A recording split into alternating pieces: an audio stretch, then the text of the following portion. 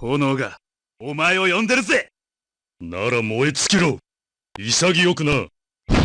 The King of Fighters, the most prominent series of fighting games made by SNK, starting as a dream match of characters from the company's various arcade titles. KOF has succeeded to become a stable franchise among the community of fighting games genre thanks to its tight and precise gameplay, featuring an unforgettable cast of charismatic characters. But in this series of videos, we will not talk about technicalities and combos executions. Instead, we will focus on a subject that is usually neglected in fighting games discussions, that is, the story and mythos behind the characters. Welcome to the King of Fighters lore. KOF has plenty of style and charm that always triggered my curiosity to know more about all its characters. Like, why these two hate each other so much? Why would Kim, the Justice Defender, team up with these two obvious criminals? And what's the story of Leona? And why did she go berserk in 97? These questions and many more pushed me to search deep in the backstory of each character and discovered that even though many of them were established in other titles, the King of Fighters series managed to build through many entries its own rich and solid lore. So rich in fact that it includes 4 distinct arcs so far. This video summarizes the events of the first part, also known as the Orochi Saga, which includes the games from 95 to 97. But the story itself begins way before, thousands of years ago.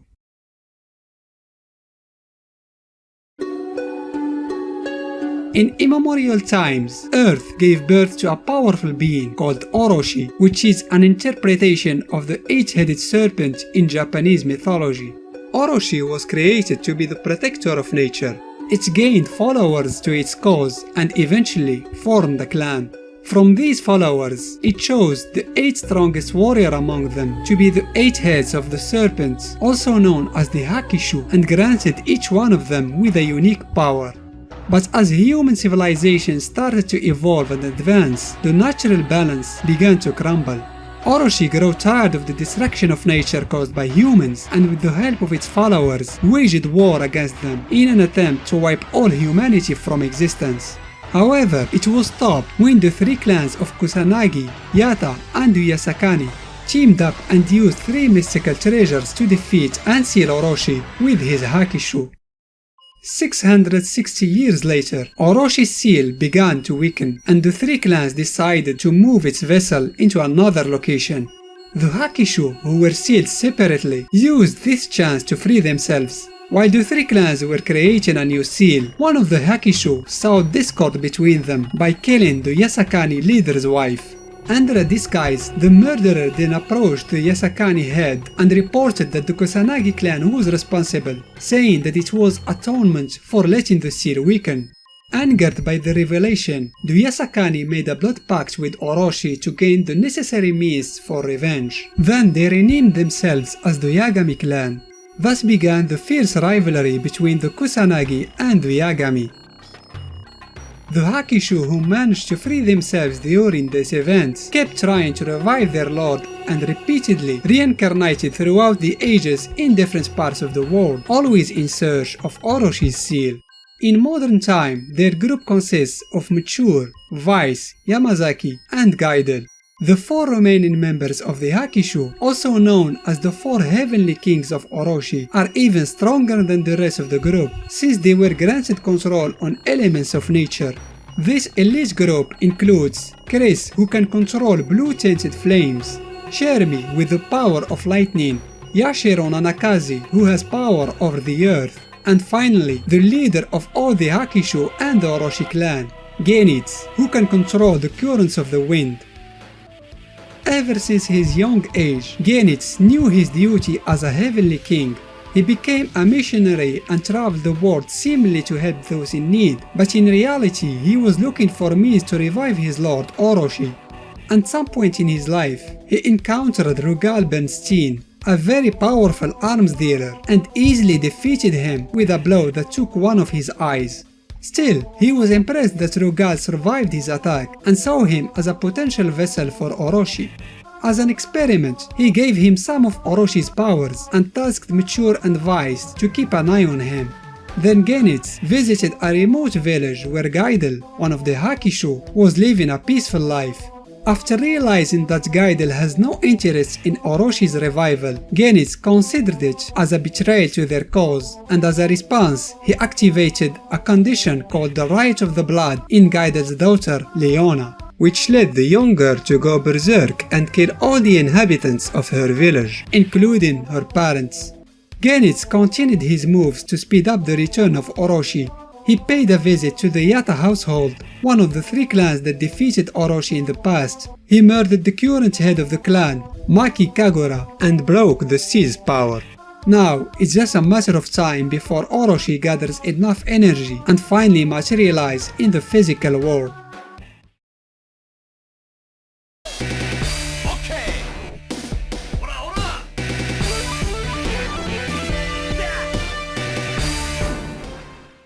Bored of the lack of competition and eager to find worthy opponents, Rugal Bernstein organized the King of Fighters tournament with the help of Mature and Vice, who posed as his secretaries. He sent out 24 invitations to the world's most wicked warriors. 8 teams were formed, each representing a different country. During the invitation phase, Rugal was challenged by the current head of the Kusanagi clan, Saishu, but he was no match of the crime lord Strange, and Rugal won the battle.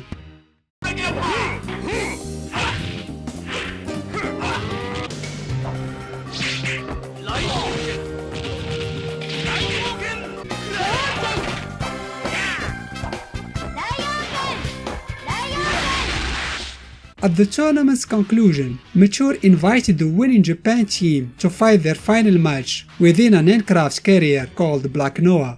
It is there when Rugal revealed the true purpose of his tournament: defeat the winning team and preserve their bodies in liquid metal to add to his grisly collection of previous challengers.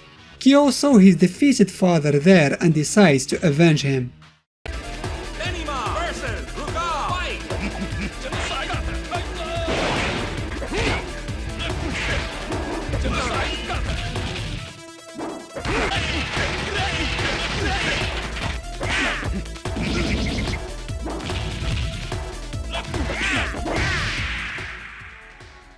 As Rugal is finally beaten, but unwilling to accept defeat, he triggers the self-destruct mechanism on his ship. Kyo and his friends manage to escape the explosion, and Rugal was believed dead, but he actually used the Orochi power to survive, replacing his destroyed right forearm with cybernetics. Rugal revived Saisha as well, and brainwashed him with the help of Vice.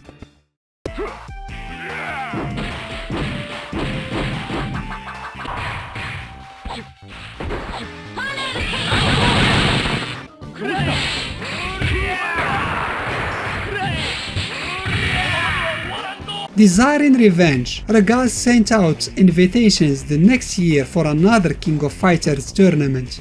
Meanwhile, Geese Howard, another crime lord, wanted to have his own team in the tournament. He charged his faithful servant Billy Kane to recruit the ninja Eiji Kisaragi and Kyo's biggest rival, Iori Yagami. Then saw the invitations from the American sports team and entered the tournament as the rivals team. At the end of the tournament, Rugal kidnapped the winning team, who happened to be Japan team again, and forced them to fight a brainwashed Saishu, and then himself. But despite using Oroshi's power and becoming Omega Rugal, Kyo's team defeated him.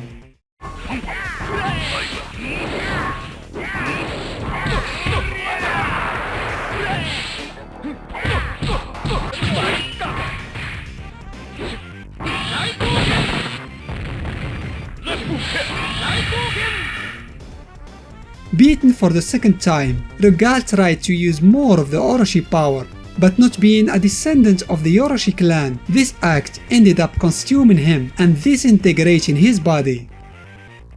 Rugal was no more. After the death of Rugal, Genitz shifted his attention to Iori and ordered Mature and Vice to observe and bring him to the 96th edition of KOF. He then decided to test the Kusanagi heir and challenged him in a fight, which he won easily. The humiliation that Kyo felt after his defeat pushed him to invent new fighting techniques and entered the year's tournament to prove his strength to his unknown attacker. In 1996. Unlike the previous competitions who were shrouded in mystery, this year's tournament is a major international event and sponsored by famous corporations. The host is a wealthy and successful businesswoman who goes by the name Chizuru. She's also the younger heiress of the Yata clan and the twin sister of Maki, who was killed by Genis years before. Chizuru was tracking the KOF tournaments all these years and organized the 96th edition to attract the attention of Kyo and Iori, the heirs of the other two clans, in order to help her replacing the broken seal of Orochi.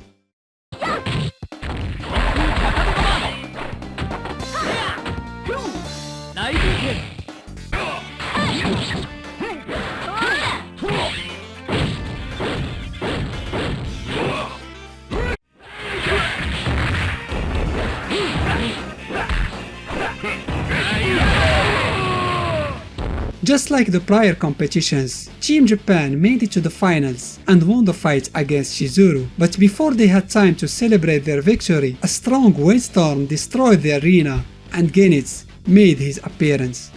His intention was to kill Kyo. Luckily, Iori and Chizuru intervened and the combined forces of the three fighters bested the wildly blowing wind of Genis. Humiliated, he asked mature advice for help, but the two betrayed him, having liked Iori's company and hated Genis all this time. Before dying, Genis activated the right of the blood in Iori, and the two women discovered that he was unable to control the Orochi power, and before they could do anything, they were brutally killed.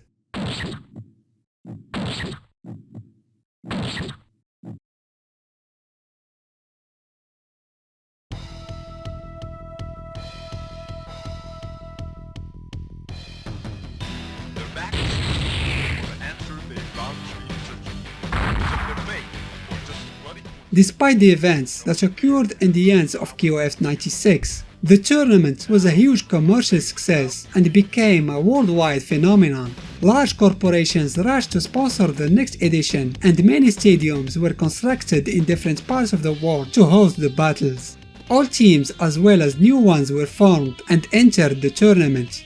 As always, Kyo joined the competition with his faithful teammates Benimaru and Daimon, while Chizuru, the hostess of the previous KOF, entered the tournament as a member of the women fighters team. Meanwhile, Iori was absent during the preliminary matches. Kyo's team advanced to the finals, and at the tournament's conclusion, the participants were suddenly attacked by a wild Iori and Leona.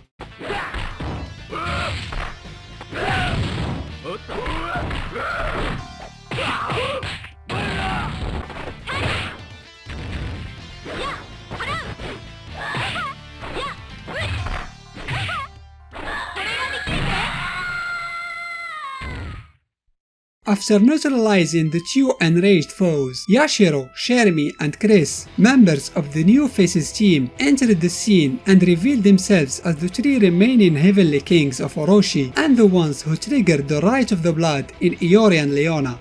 Not only that, they also kidnapped Kyo's girlfriend, Yuki, with the intention of using her as the last of the sacrificial maidens for Oroshi's revival. After waking up from his enraged state, Iori joined Chizuru and Kyo, forming the Three Sacred Weapons team and challenging the Heavenly Kings.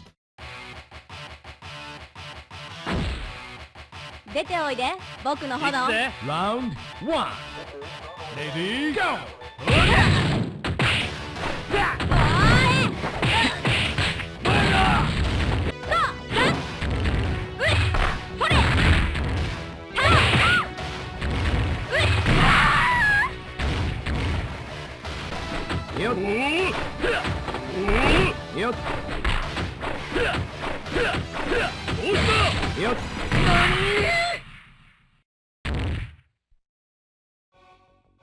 Unfortunately, they realized that their victory was pointless, as Yashiro informed them that their battle provided the last bit of energy needed for Orochi to materialize. Finally, the moment that the Hakishu were waiting for centuries arrived. The fearsome being reincarnated in Chris's body and would proceed to annihilate all mankind.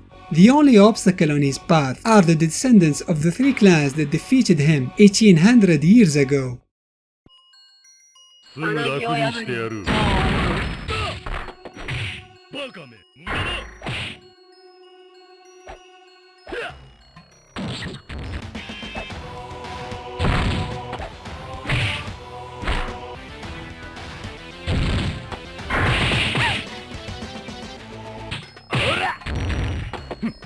After a climactic battle, where each one of them gave it all what he had, they narrowly managed to defeat Orochi.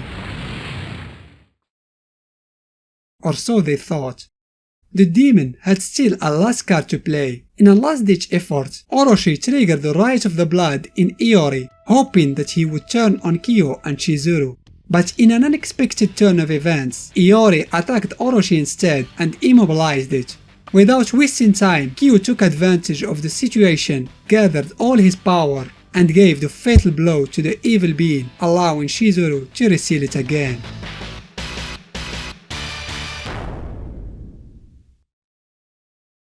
The nightmare is over. Having passed out, Kyo was carried away by mysterious men. The last thing he remembered was Yuki saying that she will wait for him. A chapter ended in his life, but another was just beginning. And that was a brief summary of the Orochi Saga. I tried to keep it brief and not focus too much on the characters' backstories, as I intend to make dedicated videos for this purpose in the future.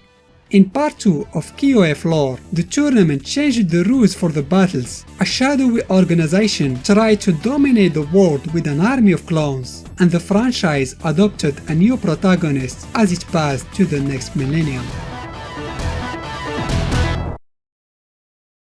I hope you enjoyed this video. Give it a thumbs up if you did, and why not consider subscribing to the channel.